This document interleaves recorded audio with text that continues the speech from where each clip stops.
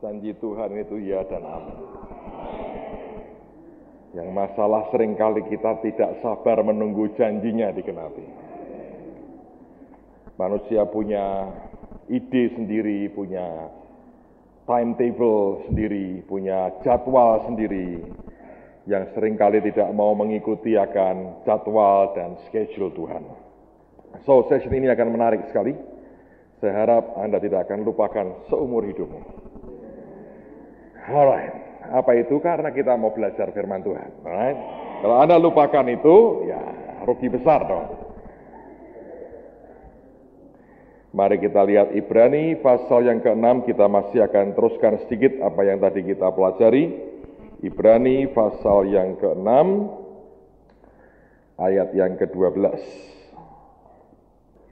Ibrani 6, ayat yang ke-12. Alkitab berkata, agar kamu jangan menjadi lamban, tetapi menjadi penurut-penurut mereka yang oleh iman dan kesabaran mendapat bagian dalam apa yang dijanjikan Allah. Kita sudah nyanyi janji Tuhan itu ya dan amin.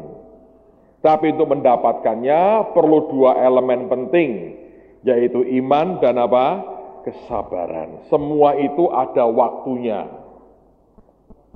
Jangan tergesa-gesa. Semua ada waktunya. Ada iman dan kesabaran. Ini tidak boleh Anda abaikan. Orang nanam juga nunggu musimnya. Kapan itu? Musim di mana panen, tuaian, dia bisa terima, dia bisa petik, dia bisa ambil.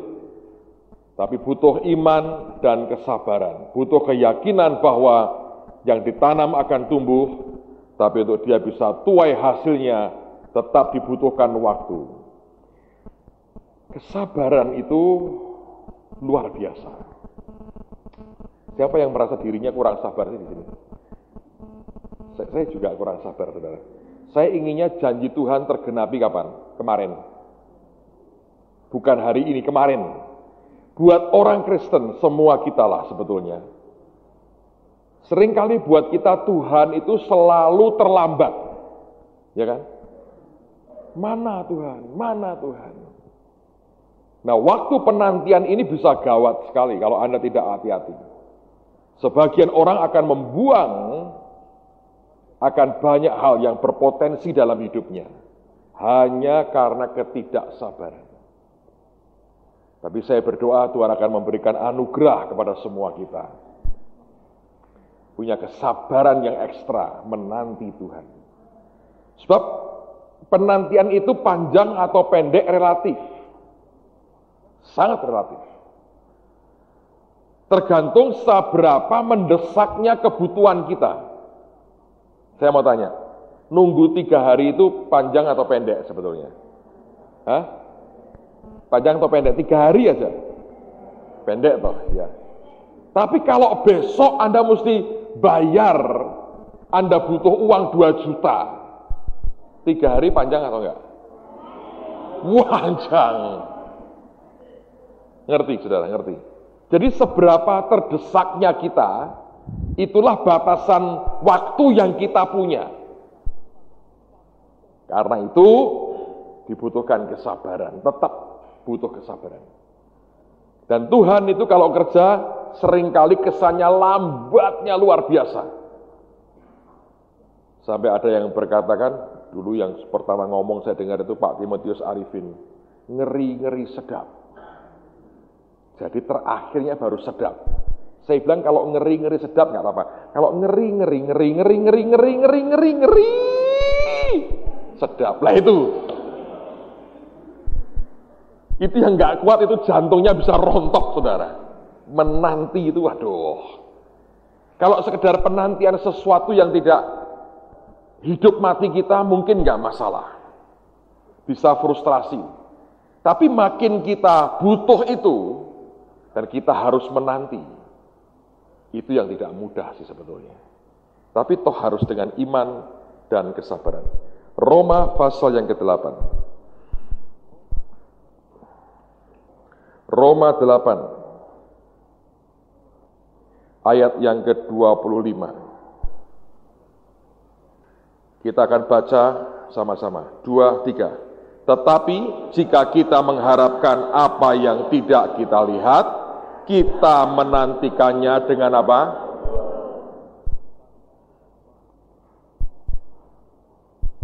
Yang kita harapkan itu tidak kita lihat. Di situ dibutuhkan ketekunan. Gak kelihatan kok. Selalu kalau ada kata tekun, kata sabar, artinya sesuatu yang membutuhkan waktu sampai itu terjadi. Siang ini nanti setelah saya tutup session ini, saya harap kita ada waktu untuk saudara bisa saling mendoakan. Saya akan minta kalian bagi kelompok-kelompok khusus doa untuk pergumulan keuangan masing-masing. Yang tidak punya, puji Tuhan, Anda memberkati. Yang sama-sama satu kelompok itu punya, ya baguslah, topang rame-rame. Belajar, minta pada Tuhan, mujizat Tuhan dinyatakan. Oke, tapi tunggu sampai saya selesaikan bagian saya. Nanti ada waktu di mana saudara bisa buat kelompok, masing-masing 4-5 orang, atau 3-4 orang, dan kemudian saling mendoakan. Karena pergulatanmu dalam hal keuangan juga harus tuntas. Saya berdoa si Anda selesai sini semua tuntas selesailah. Tapi mungkin sebagian juga akan begitu selesai adalah awal dari sebuah pergulatan lain lagi. Hidup kita ini nggak pernah sepi dari kayak begitu. Sudah pernah nggak sih kadang-kadang kepingin mau berteriak berkata, please Tuhan, aku mau istirahat sebentar. Ada waktu di mana kita pengen teriak, pengen berkata, selesailah, selesai, ayo, selesai. Tapi kemudian tiba-tiba dia berkata, masa engkau tidak tahan sedikit lagi, Nan? Kita bilang, ya udahlah, apa boleh buatlah. Ikut. Toh dengan ketemu Tuhan itu membuat hati kita jadi begitu lumer. Dan kita berkata, ya sudahlah. Ayolah kita. Kalau kita bisa lulus itu sudah hebat. Lolos saja sudah ajaib banget, saudara. Karena banyak hal yang dalam kehidupan kita ini yang susah banget sebetulnya. Hidup itu bukan matematika sih soalnya. Ada seninya, ada artsnya. Ya toh, membuat orang bisa hatinya bertobat, berbalik aja, itu butuh anugerah. Nggak bisa satu orang Anda khotbah gini ya, percaya Yesus ya, otomatis ya amin, percaya Tuhan. Nggak bisa. Itu untuk merubah hati orang itu udah susah. Makanya untuk membuat orang bisa sabar, tekun, menanti yang tidak terlihat, itu juga sebuah pergumulan lain. Tapi ini kenyataannya, setiap orang yang menantikan sesuatu, Anda harus punya iman, ketekunan, kesabaran. Ibrani pasal yang ke-10 sekarang. Ibrani 10 ayat 36. Kita akan baca sama-sama Ibrani 10 ayat yang ke-36.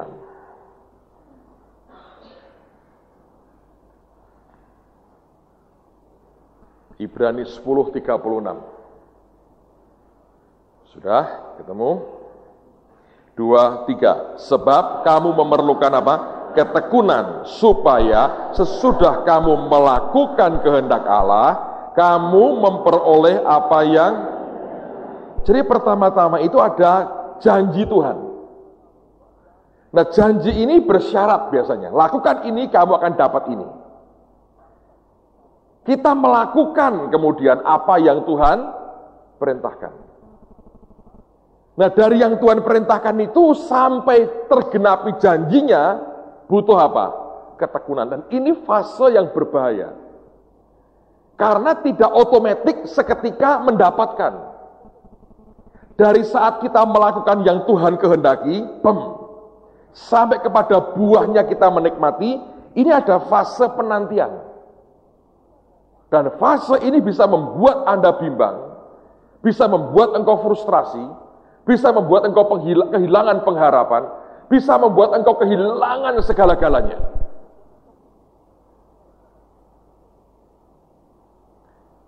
Ada seorang hamba Tuhan cerita, dia dibawa Tuhan ke surga,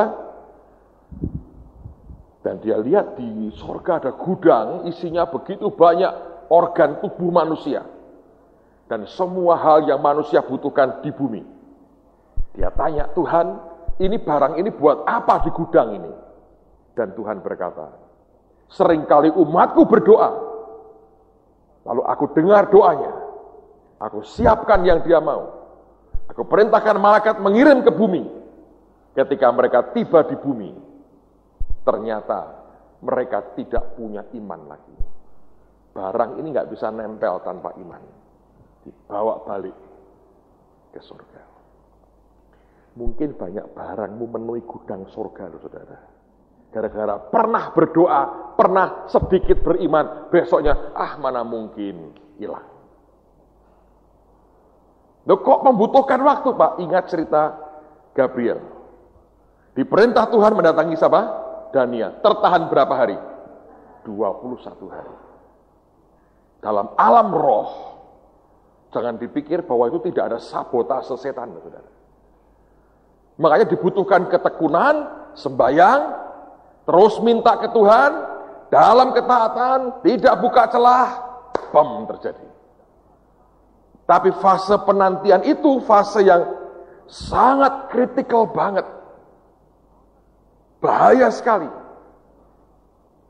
Karena kalau ini sampai tidak kita lewati dengan baik, akan mengerikan.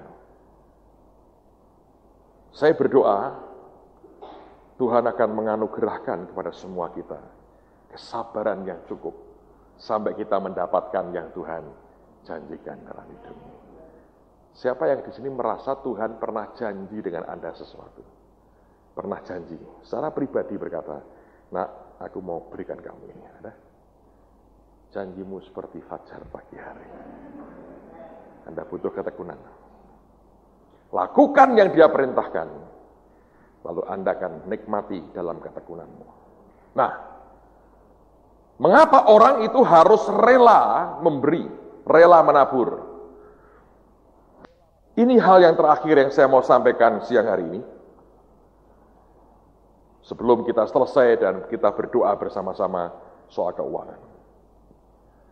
Tuhan mau kita lepas dari ikatan harta. Karena memang sebetulnya harta yang kita punya ini sama sekali bukan milik kita. Kita ini dari sejak awal itu hanya pengelola dari apa yang Tuhan miliki. Ingat, camkan. Dari sejak semula, kita ini cuma pengelola dari apa yang Tuhan punya.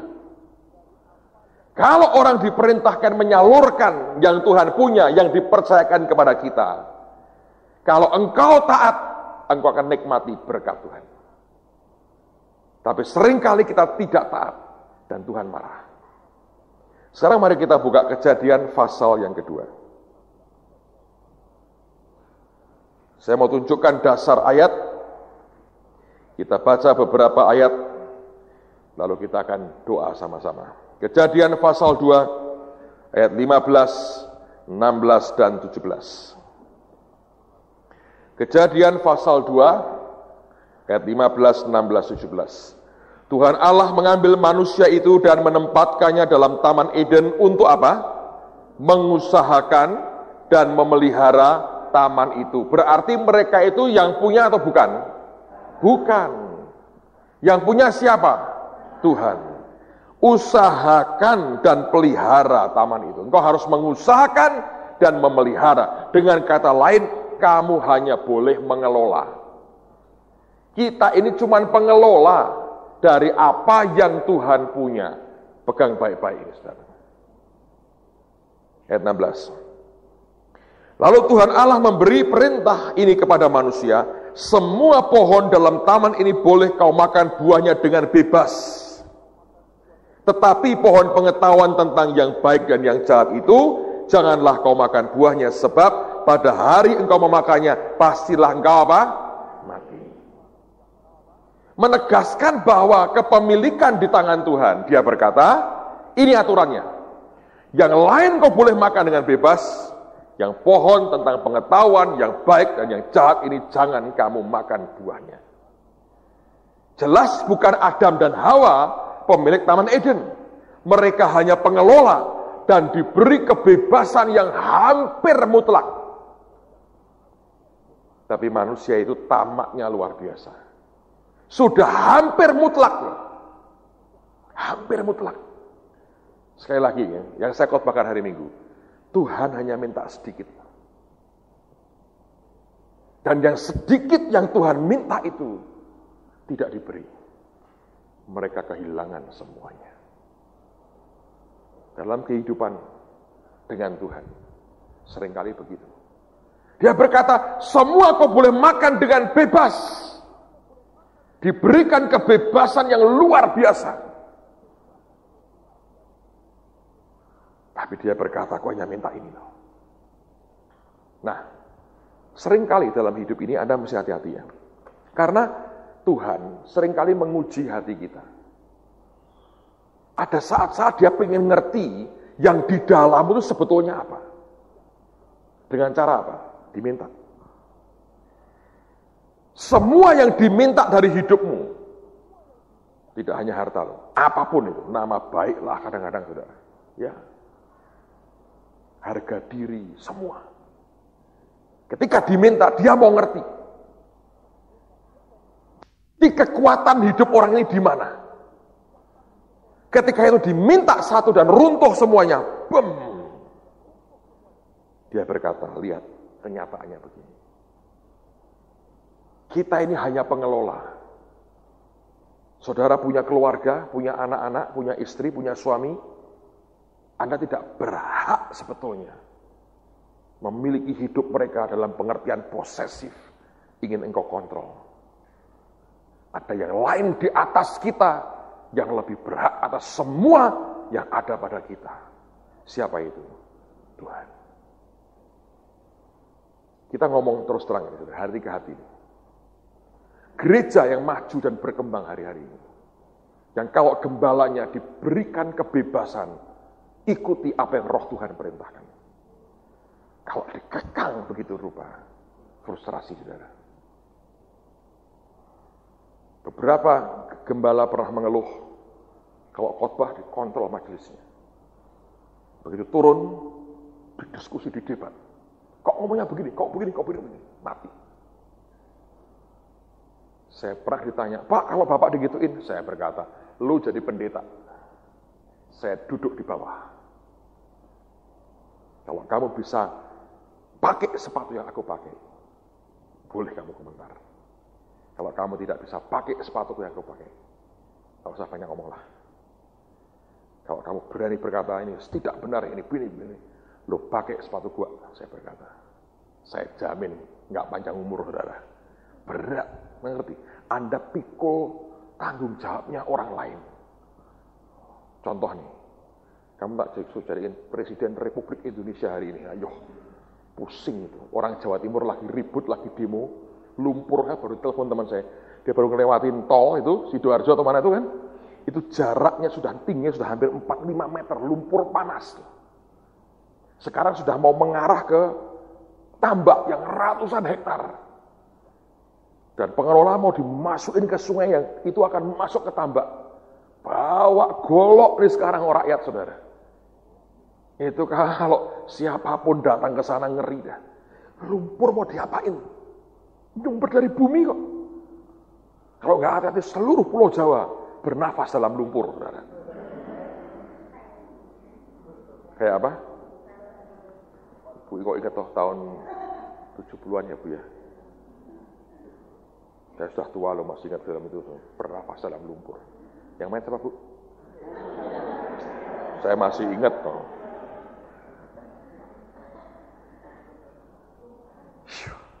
Ngeri dong.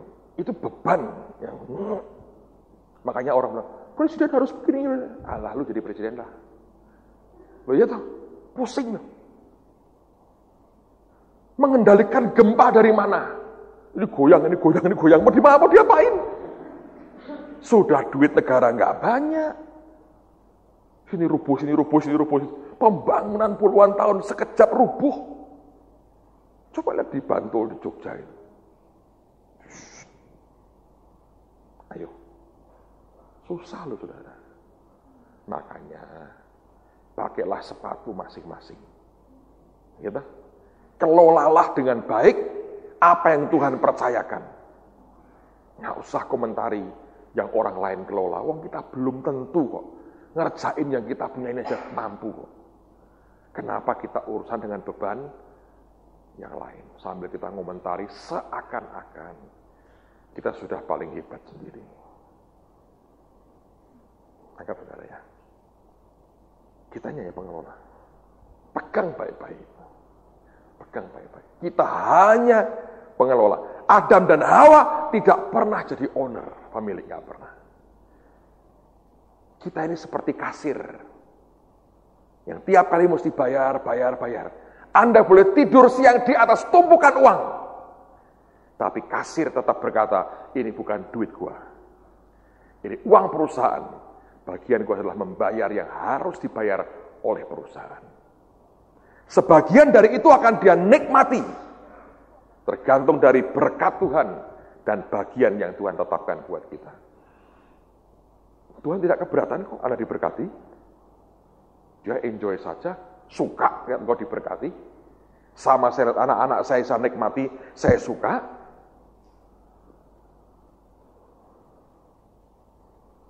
Waktu mau ke Eropa, cerita Eropa nih, seru sekali.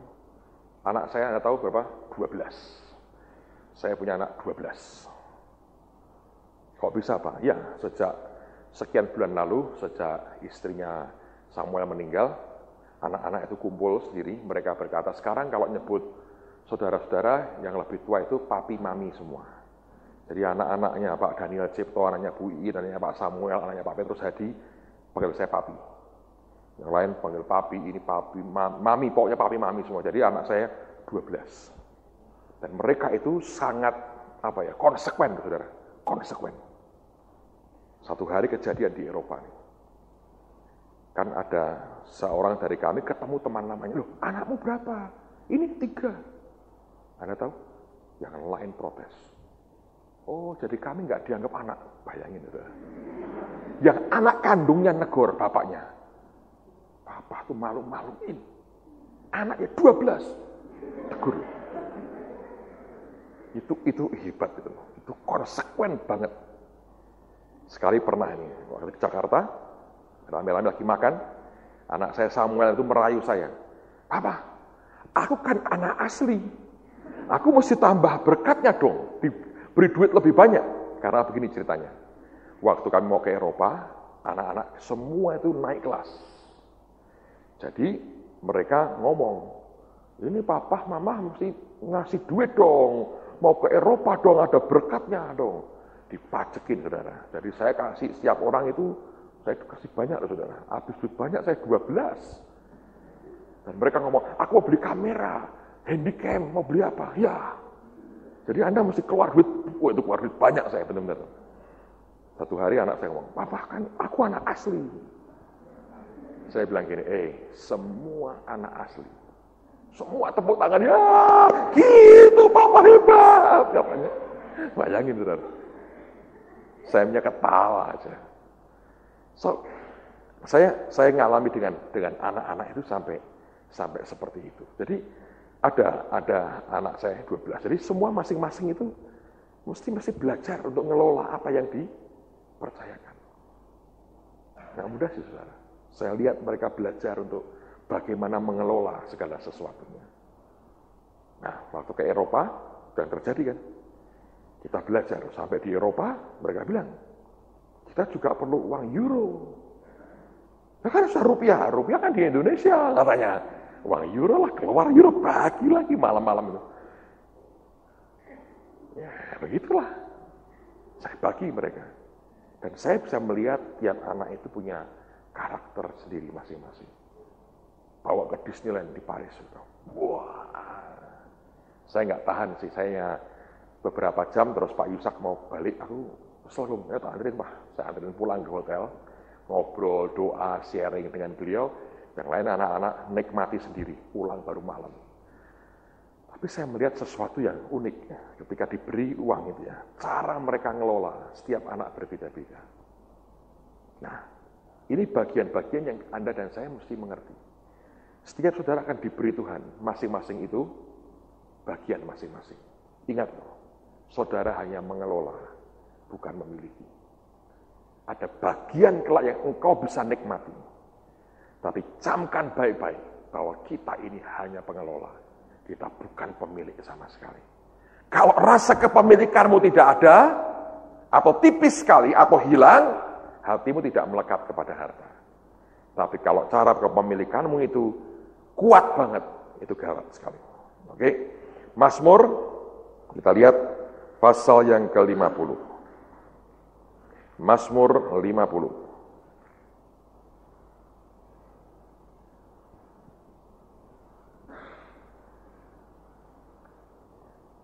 Ayat 10 sampai 12. Mazmur pasal yang ke-50, ayat 10 sampai dengan ayat yang ke-12. Sebab punyakulah segala binatang hutan dan beribu-ribu hewan di gunung. Aku kenal segala burung di udara, dan apa yang bergerak di padang adalah dalam kuasaku. Ayat 12. Jika aku lapar, tidak usah kukatakan kepadamu, sebab punyakulah dunia dan apa? Segala isinya. Punyakulah dunia dan segala isinya. Jadi semua itu miliknya siapa? Tuhan. Yang ada pada kita, karena kita sebagai apa? Pengelola. Kelolalah dengan baik, saudara. Nanti kepercayaan Tuhan akan makin besar. Kembalikan yang seharusnya milik dia. Berikan yang dia minta. Lakukan dalam ketaatan. Jangan pernah dikendalikan oleh uang. Biarkan uang kita kendalikan. Karena kita dikendalikan oleh roh Tuhan sendiri. Kalau kita mengendalikan uang dengan baik. Karena kita dikendalikan roh kudus. Semua kita, saya percaya, akan jadi pengelola-pengelola kerajaan surga yang ajaib sekali. Ayat terakhir. Sarut Tawarikh pasal yang ke-29.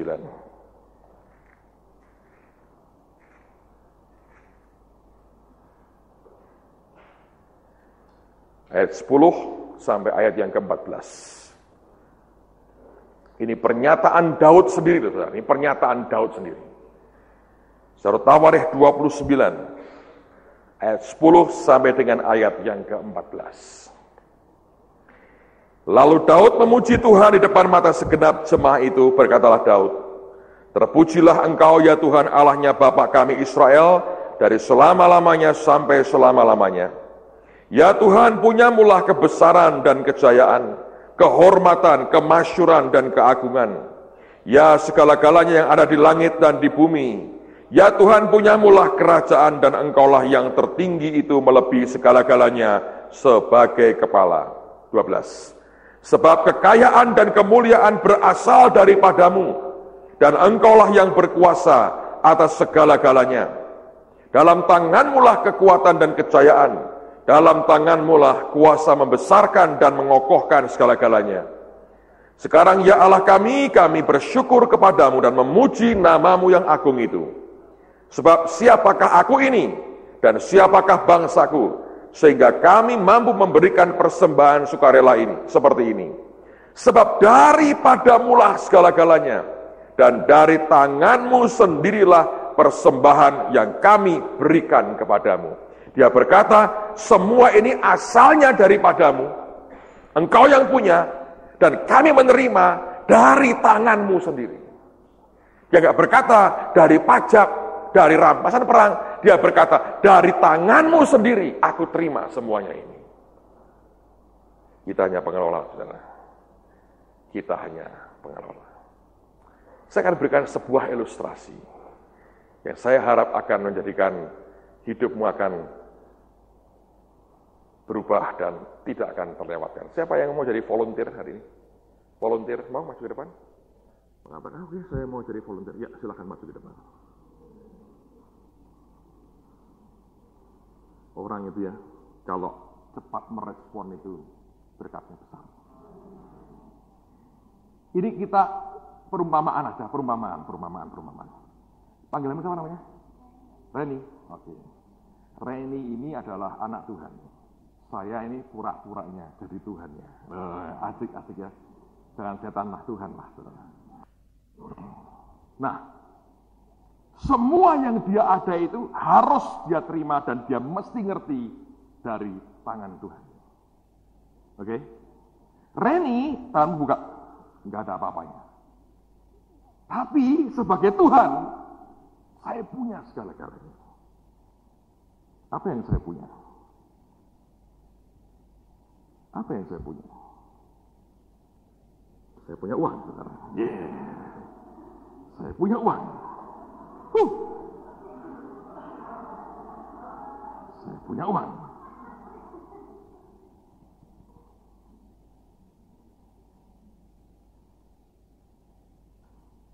Kurang banyak. Tuhan kok uangnya cuma sedikit. Tambahin. Nah, harus seru sekarang. Tuhan itu punya uang. Dan dia berkata, Tuhan, berkati aku. Dan hari ini sekolah di TSOA dan dia mulai mengerti bahwa dia hanya pengelola. Lalu Tuhan berkata kepada Reni, doamu dijawab hari ini. Aku titipkan kepadamu beberapa lembar ini, aku titipkan kepadamu. Tapi Tuhan kalau nitip nggak pernah ngomong nitip. Dia beri aja, saudara. Tapi sebetulnya dia nitip. Coba kamu terima. Diterima dari tangan Tuhan langsung. Daud yang berkata loh, Alkitab yang berkata. Beberapa orang menyesal, kenapa nggak gua yang lagi masuk ke depan? Kesempatan seringkali hanya sekali. Dan tiba-tiba itu hilang dan tidak pernah muncul lagi. Karena seseorang mengambil. Siapa yang lagi berdoa, sungguh-sungguh Tuhan berkati hidup secara keuangan, aku pengen terobosan dan berkat Tuhan, angkat tangan tinggi. Alright. Sekali lagi. Angkat tangan tinggi, oke. Lalu Tuhan itu lagi melihat, matanya mengamati, melihat adakah iman di bumi. Yang belakang ikut-ikutan angkat tangan semua. Gawat. Adakah iman di bumi? Ya kan? Dia lihat begitu. Lalu kemudian dia ketemu dengan tim sepak bola Argentina yang tidak pernah bisa masuk final karena saya tidak ikut main di dalamnya. Dan Tuhan berkata, aku rasa aku mau berkati dia. Dan tidak mungkin dong uang dari atas turun ke bawah. Nanti Bank Indonesia kolaps kalau caranya begitu. Oh, dia berkata, Reni, kamu berkati dia. Berikan satu lembar ke dia, lembar paling atas kamu berikan ke Timotius Agus. Berkat Tuhan. Doanya dijawab, dia mengucap syukur. Siapa lagi yang membutuhkan berkat Tuhan hari ini? Beberapa orang malu-malu banget. Dan mata Tuhan menjelajah. Dan dia lihat lagi, dia ketemu Esther. Esther.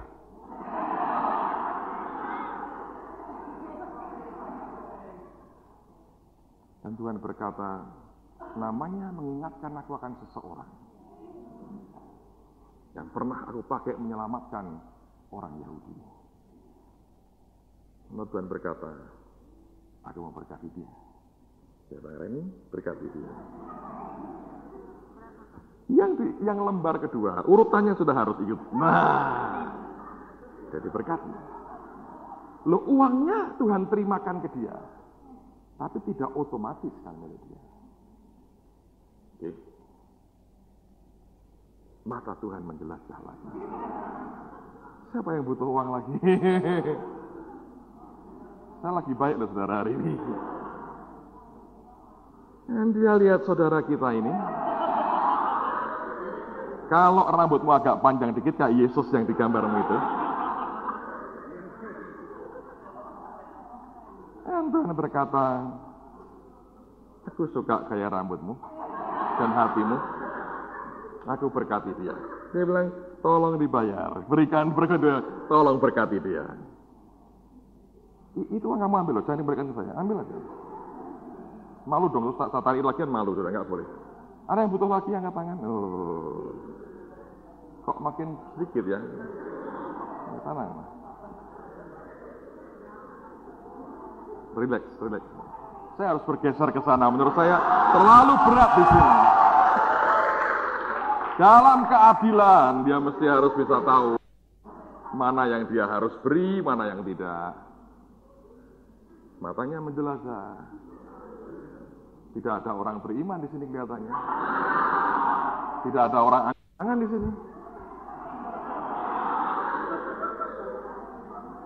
Tidak ada orang beriman. Saya rasa ibu itu cinta Tuhan lah. Iya. Tapi malu. Tapi kalau terima berkat tidak malu ya ibu ya. Dia berkat, malu kucing janganlah, malu anjingnya. Dia berkata, berkati.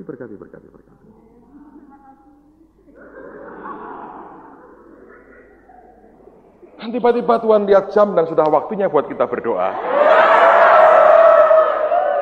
Dan dia berkata begini, kamu telah lakukan bagianmu, sisanya milikmu.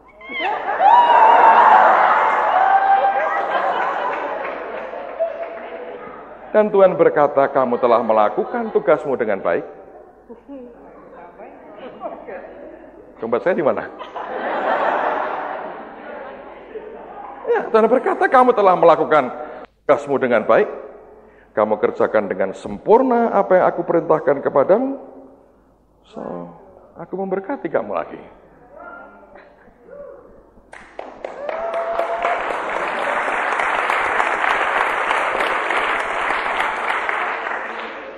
Thank you. Beri tepuk tangan buat Ren.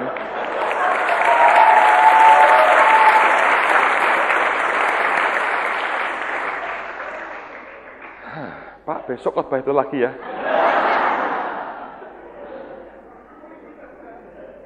Jadi pengelola itu begitu, saudara.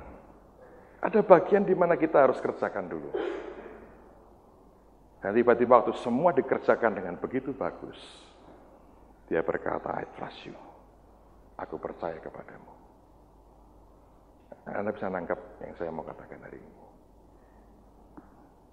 Kita tidak pernah jadi pemilik, saudara. Kita hanya pengelola. Nggak lebih dari itu. Apapun yang Tuhan percayakan dalam hidup kita, mari kita kelola dengan baik. Seperti yang Tuhan mau. Mari buat kelompok 4-5 orang, maksimal 4 ajalah, 3-4 orang baik. Semua sembahyang untuk kebutuhan, keuangan, berkat Tuhan dalam hidupmu secara materi, sembahyang. Ambil waktu, saudara, ambil waktu. Mari Pak Hasto tolong dipimpin.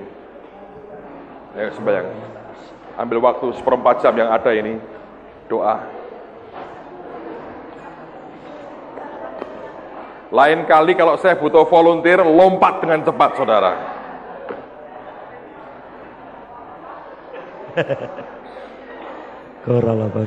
Ayo sembahyang semua. Buat kelompok maksimal 4 orang, melingkar, maksimal 4 orang.